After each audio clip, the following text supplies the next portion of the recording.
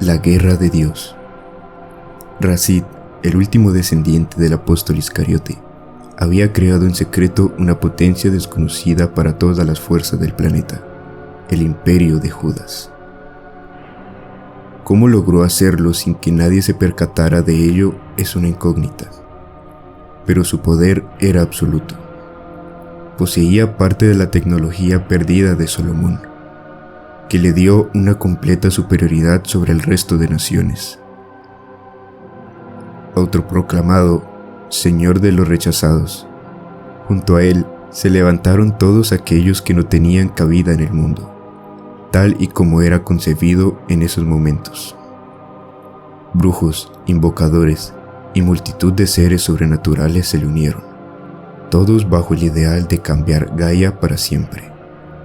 Sin embargo, esas no fueron las únicas fuerzas que tuvo a su disposición.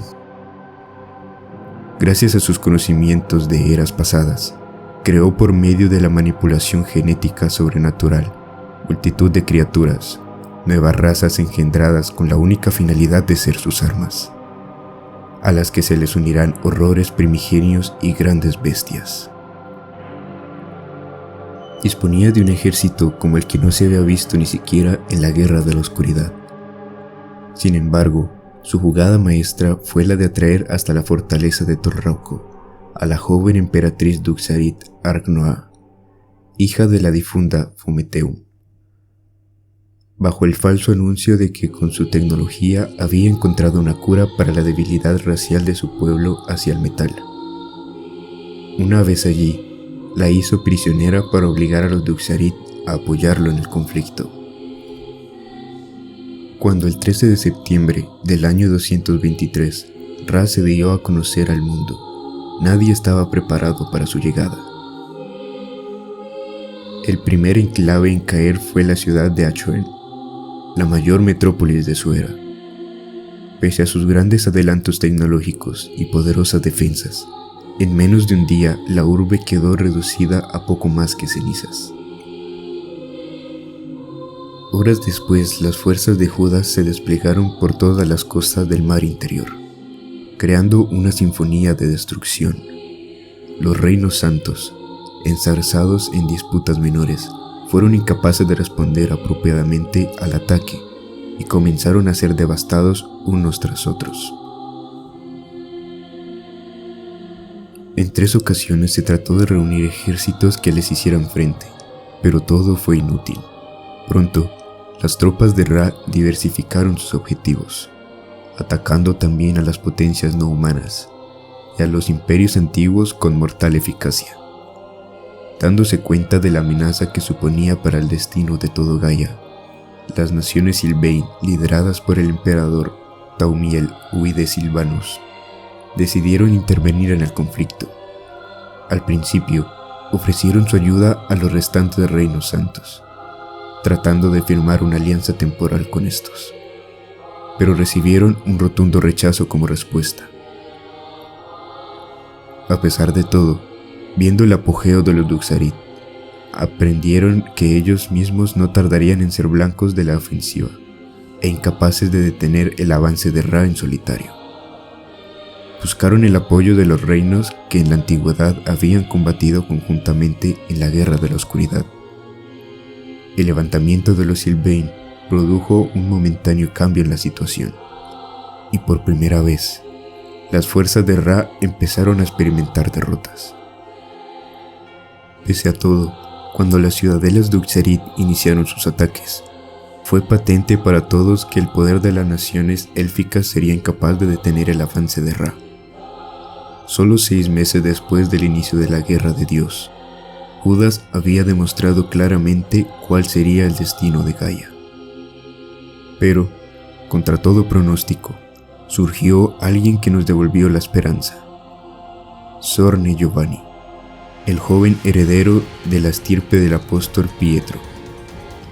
Se levantó contra Ra en los territorios conquistados. Lo que comenzó siendo una simple revuelta acabó convirtiéndose, en pocos meses, en la mayor amenaza para la hegemonía de Judas. Dotado de una aptitud natural para el combate, una mente brillante y talento innato como líder, consiguió reunir las restantes fuerzas de los Reinos Santos coordinando una serie de rápidos y efectivos ataques.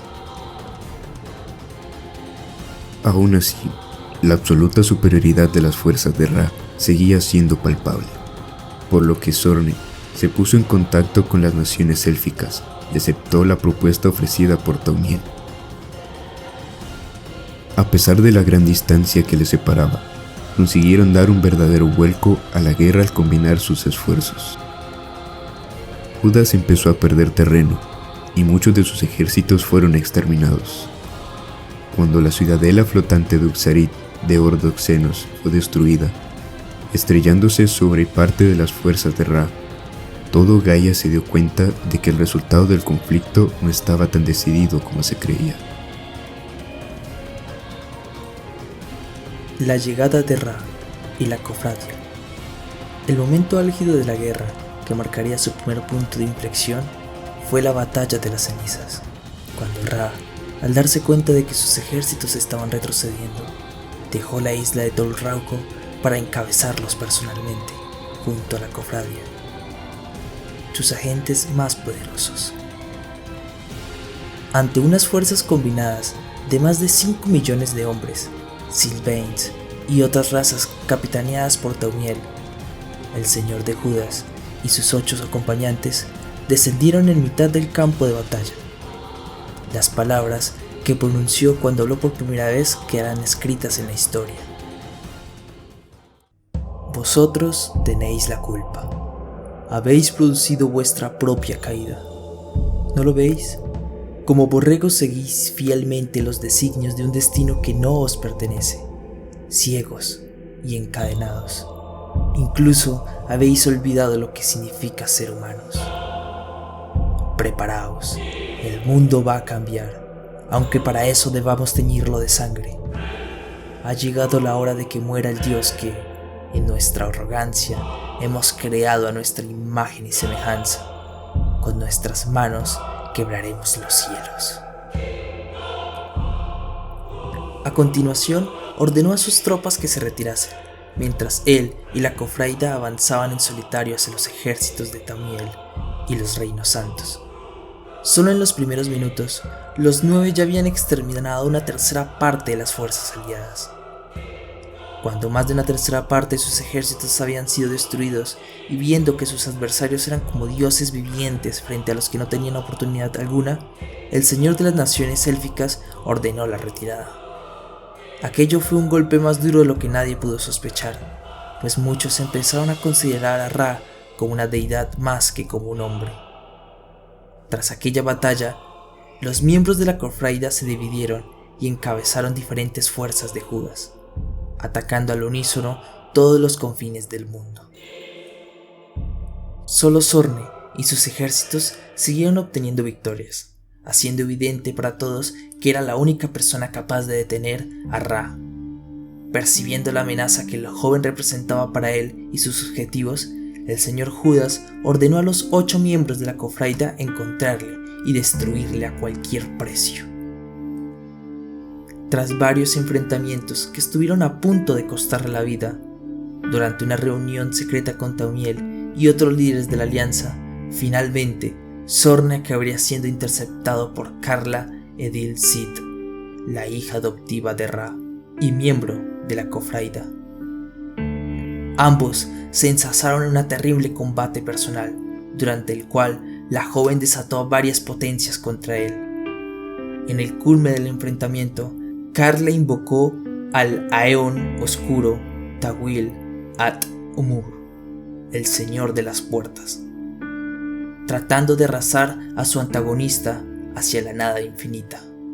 Pero en ese instante, Kate Kael Cid, el líder de la cofraida, quien había estado observando la lucha en secreto, aprovechó la situación para tratar de acabar con ambos al unísono, desencadenando un holocausto de pura destrucción que no dejó ni rastro de ellos. Durante los meses siguientes, las fuerzas de Judas encabezadas por Kate y el resto de la cofraida prosiguieron sus avances con mortal eficacia. Pronto, deshicieron por completo todos los logros que Sorne Yuvane había logrado durante el último año.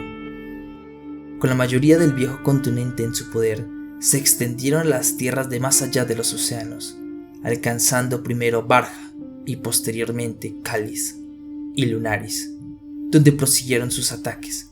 La endeble alianza que se había levantado contra Ra empezó a tambalearse y el emperador Thaumiel se vio incapaz de hacer otra cosa que resistir como pudo. Poco a poco, la esperanza empezó a ser sepultada por el terrible peso de la cruel realidad. De nuevo, el destino de Gaia parecía estar sentenciado, pero aún quedaba mucha sangre por derramarse. Terminus y el fin del mundo. Tras pasar meses desaparecido y cuando todos le creían ya muerto, Sorne regresó súbitamente para ponerse al frente de lo que quedaba de sus ejércitos. Con fuerzas renovadas, volvió a dar vuelco a la guerra, reconquistando la zona central del viejo continente, e incluso derrotando a varios miembros de la cofradía. Con sangre, sudor y lágrimas, logró llenar hasta las llanuras de Terminus, donde reunió todas las fuerzas restantes de la alianza. Thaumiel y los líderes del resto de reinos y naciones de Gaia se congregaron a su llamada, al igual que los dragones y otras bestias ancestrales. Frente a ellos, el grueso de todas las fuerzas de Judas, el ejército más poderoso que había existido en la historia. La mayor batalla que jamás presenciaría el mundo estaba a punto de dar comienzo. Una batalla en la que todos daban por segura la victoria de Ra. Pero ocurrió algo que escapó a los designios del señor Judas. Mientras se preparaba para el último enfrentamiento, un Duxarit llamado Larvae consiguió penetrar a través de las protecciones de Tol Rauco y llegar hasta donde Arg-Noa estaba prisionera. Cómo logró hacerlo forma parte de las leyendas, tanto como el aterrador descubrimiento que halló en las profundidades de la fortaleza. Allí existía una inmensa maquinaria creada con la tecnología de las logias perdidas de Solomón, un inmenso artefacto que se alimentaba de las almas de todas las víctimas de la guerra, canalizando su poder con un fin desconocido. A cientos de kilómetros, Ra percibió que alguien había penetrado en las cámaras estancas de Tol Rauco y regresó hasta la fortaleza, horas antes de que se iniciase la batalla de Terminus. De ese modo, Ra y Sorne jamás llegarían a encontrarse cara a cara, y el irónico destino siguió su curso como ni siquiera los cielos pudieron prever. Cuando los más de 20 millones de contendientes se lanzaron unos contra otros, los campos se inundaron de sangre. La proporción de la batalla fue tal que se alargaría durante varios días. Pese a que al finalizar la primera jornada, la superioridad de las fuerzas de Judas ya era patente. Incluso sin esperanza, los ejércitos de Sorne siguieron adelante, hacia muchos que ya no luchaban por ideales, credos o venganza. ¿Qué más les quedaba? Sin embargo, antes de acabar el segundo día, cuando el final del conflicto parecía inminente, la noticia de la liberación de Noa llegó hasta las fuerzas de los Duxarit, dando un insospechado revés a los acontecimientos. Al descubrir el motivo por el cual habían sido obligados a participar en la guerra, algo que se mantuvo en secreto para los oscuros, se retiraron de las posiciones que habían tomado hasta entonces, arrasando las fuerzas de Judas que encontraron en su camino. Eso proporcionó la ansiada oportunidad que Sorne y sus aliados necesitaban, y el joven general no la dejó escapar. Haciendo acopio de todo lo que le quedaba, se lanzó contra las fuerzas quebradas y divididas de Judas. Al finalizar el tercer día, los ejércitos de Ra se vieron obligados a retirarse a la espera de una oportunidad para poderse reagrupar. Una oportunidad que nunca estaría a su alcance. Sin perder ni un instante, Sorne avanzó a través de las tierras baldías y arrasadas por la guerra hasta la costa de los Anhelos, donde partió con sus tropas restantes hacia el corazón del mar interior para acabar de una vez por todas con la raíz de la guerra de Dios. Y lejos, en Tol Rauco, Ra comprendió que todo había llegado a su fin. El mismo mundo que quería salvar rechazaba la liberación que le ofrecía. Fue así como, preso de esa amarga ironía, cometió la mayor de las atrocidades. Si no podía salvar el mundo, entonces lo destruiría. Antes de que Sorne pudiera llegar hasta la fortaleza, Ra descendió hasta las entrañas de la tierra, donde puso en marcha la máquina que había estado construyendo. En el momento de su activación, una ola de poder sin igual asoló Gaia, creando una terrible distorsión que arrasó tanto el plano físico como el espiritual. Aún hoy desconocemos sus verdaderas consecuencias y su finalidad, pero desde ese momento ya nada sería igual. En realidad, aquel día el mundo se acabó, solo que no nos dimos cuenta.